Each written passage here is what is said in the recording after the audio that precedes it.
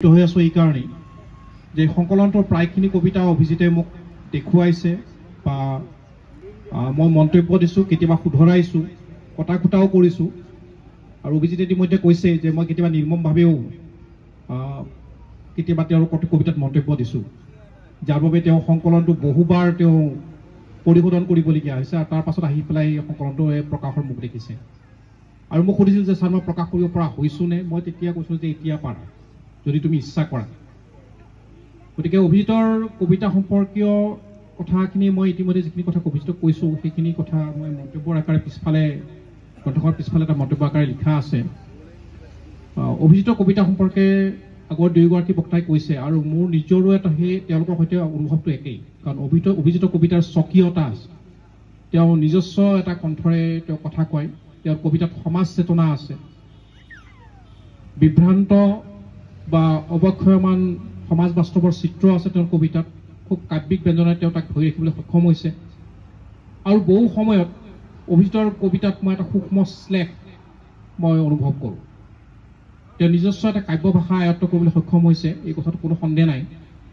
কিন্তু মই অভিজিতক সদায় সুকীয়াই থাকোঁ যে তোমাৰ যাত্ৰা আৰম্ভহে হৈছে, তুমি আৰম্ভহে কৰিছা, খোজ পেলাবলৈ আৰম্ভহে কৰিছা, গতিকে তোমাৰ বহু দূৰ যাবলগীয়া আছে আৰু মোৰ শুভেচ্ছা আছে। আন এগৰাকী কবি ধীমান বৰ্মনৰ ইমান নীৰৱতা ইমান বতাহ সংকলনটো আজি ইয়াত উন্মোচিত হৈছে।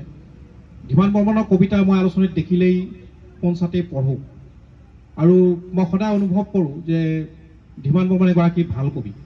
মোৰ এই কথাটো অনুভৱ হয়, কাৰণ অসমত বহু হাজাৰৰ ঘৰত বা তাতকৈ বেছি মানুহে হয়তো কবিতা লিখি আছে, কিন্তু সকলোৰে কবিতাই চুই নাযায়। ধীমানৰ কবিতা পঢ়িলে মই সমাজখন বা আমাৰ চৌপাশৰ যিটো পৰিৱেশ তাৰ সূক্ষ্মতম যিটো স্বৰ বা আত্মিক অনুভূতি সেইটো মই অনুভৱ কৰোঁ। আৰু ধীমানৰ কবিতাৰ ক্ষেত্ৰতো মই দেখিছোঁ ধীমানৰ কাব্য ভাষা পৰিণত আৰু ধীমানৰ কবিতাৰ মাজতো ক'ৰবাত এটা শ্লেষ আছে। এই কথাটো মই ধীমানৰ কবিতা পঢ়িলে অনুভৱ কৰোঁ। আৰু মই যেতিয়াই কোনোবা এখন আলোচনী মই ধীমানৰ কবিতা প্ৰকাশ পায়, কবিতাৰ চকুত পৰে, মই পোনচাতে কবিতাটো পঢ়োঁ। গতিকে মই ধীমানৰ সম্পৰ্কে আশাবাদী আৰু বেছি ভাল কবিতা হয়তো আমি তাৰ পৰা পাম। যিখন কবিতা সংকলন মোক ইয়াত উন্মোচন কৰিবলৈ দায়িত্ব দিয়া হৈছিলে বিনীতা গোস্বামীৰ হাফ পেডেল, এই দায়িত্বটো মোক দিয়াৰ বাবে মই ধন্যবাদ জনাইছোঁ। কিন্তু কথাটো হৈছে যে বিনীতা গোস্বামীৰ কবিতা মই ইয়াৰ আগতে বৰ বেছি পঢ়া নাই। মই এইটো অকপতে স্বীকাৰ কৰিছোঁ, কাৰণ কিবা এটা কাৰণত হয়তো তেখেতৰ কবিতা হয়তো মোৰ বৰ বেছি পৰিচিতি নাছিল। সেইটো কথা তেখেতৰ এই সংকলনটো তেখেতে দুদিন আগতে মোক হোৱাটছএপত দিছিলে আৰু মই অকণমান ওপৰৰ পৰা চাবলৈ এটা সুবিধা পাইছিলোঁ। তাত দেখিছোঁ তেখেতৰ কাব্য ভাষা আকৰ্ষণীয় আৰু সমাজ চেতনা আছে। মই এটা কবিতাৰ কেইটামান শাৰী মই আপোনাক ক'ব খুজিম। কবিতাটো শিৰোনাম আছে অৰাজনৈতিক। দুৱাৰ খুলিয়ে দেখিছোঁ ক্ৰমশ আগবাঢ়ি অহা অসহনীয় শীতলতা, ঢৌৰে খেলি ঢৌ পি কি এক বিশাল আয়োজন সাগৰৰ, পুৱাতে দেখিলোঁ বাতৰি কাকতে সাঙি কৰি অনা শীতে খেলা চকীদাৰবোৰৰ শৱ। তেখেতৰ কবিতাৰ এই যিটো সামাজিক চেতনা, এই চেতনাটো আকৰ্ষণীয় বা ইয়ে আমাক দৃষ্টি আকৰ্ষণ কৰে। কিন্তু তেখেতৰ 2-4টা কবিতাত মই এক ধৰণৰ ৰোমান্টিক ভাবালুতা আছে আৰু সেই ৰোমান্টিক ভাবালুতাই কেতিয়াবা তেওঁৰ কাব্য ভাষাটো শিথিল কৰি পেলাইছে। মই আশা ৰাখিম যে আগলৈকে তেখেতে এই কথাটোলৈ অকণমান দৃষ্টি ৰাখিব, যাতে তেওঁৰ ৰোমান্টিক ভাবালুতাই তেওঁৰ কাব্য ভাষাক নিয়ন্ত্ৰণ কৰিব নোৱাৰে। তেওঁৰ কাব্য ভাষাই এই কবিতাটোৰ দৰেই বা এনেকুৱা আৰু আছে, আৰু কেইবাটাও কবিতা আছে, এনেকুৱা কবিতাৰ দৰেই কাব্য ভাষাখিনিক পৰিণত কৰি ৰাখিব পাৰে বা তেখেতৰ কবিতাৰ সমাজ চেতনাটো তাত প্ৰতিফলিত হয়। মোৰ তেখেতৰ প্ৰতি শুভেচ্ছা আছে আৰু মই আশা ৰাখিছোঁ তেখেতৰ কাব্য চৰ্চা যিমানে আগবাঢ়িব সিমানে হয়তো আৰু বেছি আগলৈ আশা কৰিব পাৰিম। মই তিনিগৰাকী কবিৰ প্ৰতি মোৰ আন্তৰিক শুভেচ্ছা জনাইছোঁ, মোৰ আন্তৰিক শুভকামনা থাকিল। আৰু এইকাৰণে যে তেখেতসকল মোতকৈ কনিষ্ঠ, বয়সত কনিষ্ঠ আচলতে।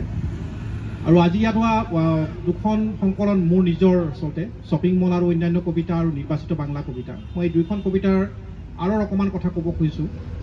শ্বপিং মল আৰু অন্যান্য কবিতা মোৰ চতুৰ্থ কবিতা সংকলন। মই প্ৰায় 90 চনৰ পৰা প্ৰায় 3 দশকৰ বেছি কাল ধৰি পেলাই কবিতা লিখি আছোঁ। আৰু কবি হোৱাৰ ইচ্ছা মোৰ নাছিল আচলতে। মই যেতিয়া পঢ়ি আছিলোঁ সাহিত্য পঢ়িব লৈছিলোঁ, সাহিত্য ভাল পাইছিলোঁ, কবি হোৱাটো মোৰ স্বপ্ন আছিল, ইচ্ছাও নাছিল, আগ্ৰহো নাছিল। কিন্তু কবিতা মোক লিখিবলৈ বাধ্য কৰোৱা হৈছিল। মোৰ এজন শিক্ষাগুৰু, তেখেত এগৰাকী খুব ভাল সমালোচক, কবি, নিজেও কবি আৰু সমালোচক, আমাৰ চুলতান আহমেদে জানে, ৰাজেন কলিতা।